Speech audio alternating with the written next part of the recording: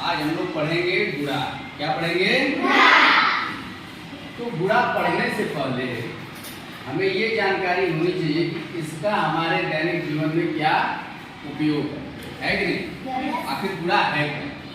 है ना?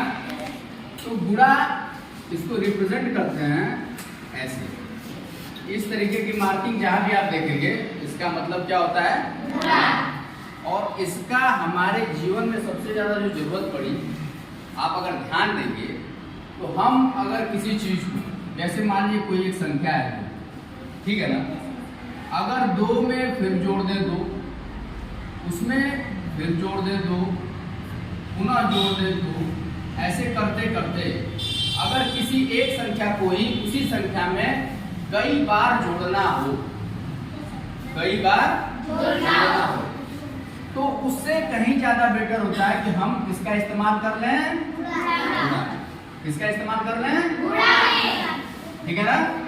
देखिए जैसे 2 धन 2 धन 2 धन 2 धन 2 धन 2 कितना आ जाएगा? 12। कितना हुआ? 12। हमने 2 को 6 बार आपस में जोड़ा। कितनी बार? 6 बार। 6 बार जोड़ा तो हमारा आया 12। यही अगर हमें अपना समय बचाना हो और सही आंसर भी लाना हो, तो जो जोड़ का प्रोसेस है इसको हम कर सकते हैं 2 × 6, 2 गुणे 6, 6 दूनी 12। देखिए ये भी आ गया कि नहीं आ गया? यानी जो हमारी गुणा की प्रक्रिया है वह एक तरह से योग की प्रक्रिया को ही प्रदर्शित करता है ना? जिसमें जब भी हम किसी एक ही संख्या को उसी संख्या में बार बार लगातार अगर जोड़ते हो, उससे सही है हमें गुणा कर लेना चाहिए। ठीक है बच्चों? तो हमें गुणा क्यों अपने जीवन में यूज करना चाहिए, इसका पता चला आप लोगों को? अब जैसे मैं आप लोगों को एक उदाहरण देता हूँ, ठीक है? मान लीजिए किंजल बेटा आ जाओ, आओ यहाँ पे। ये है किंजल। कौन है? किंजल। अब किंजल के घर पे बर्थडे पार्टी थी, जन्मदिन बनता है ना, केक काटा जाता है वगैरह वगैरह। तो इनकी कुछ सहेलियां इनके घर पे आई सामने। किंजल की जो सहेलियां आई तो इन्होंने केक काटा और खिलाया पिलाया भी, इनको गिफ्ट भी मिला। भाई जो आएगा वो गिफ्ट देगा ना। तो समझिए कि किंजल की वहां पे 4 सहेलियां आई इनके घर। कितनी सहेलियां आई? 4। कितनी आई बच्चों? 4। और चारों जो है किंजल के लिए 3 गिफ्ट लेके आई।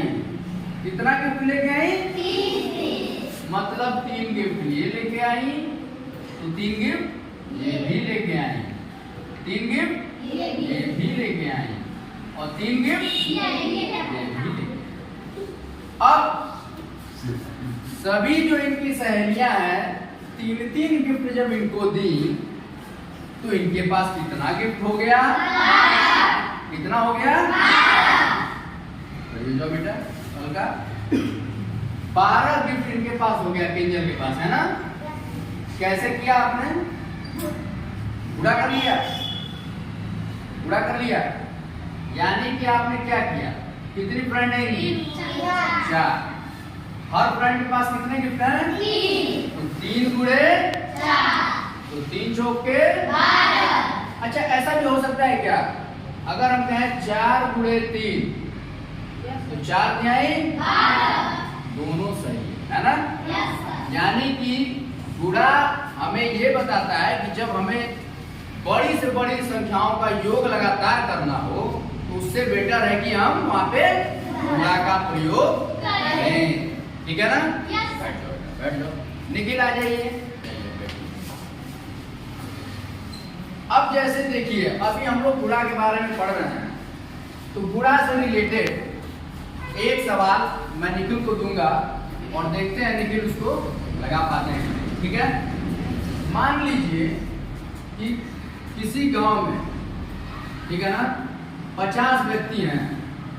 कितने लोग हैं? 50। और 50 लोगों को देना है सरकार की तरफ से। क्या करना है? 2 टास्क। हर व्यक्ति को कितने टास्क देना है? 2। सही है ना? तो हर व्यक्ति को 2 टास्क देना है, यानी 50 लोगों को कितने टास्क देना है?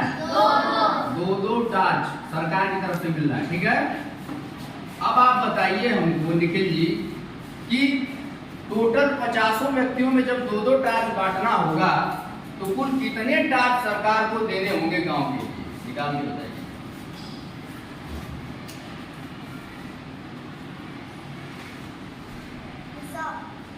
100 टास्क। ताली बजाइए। बहुत वेरी गुड।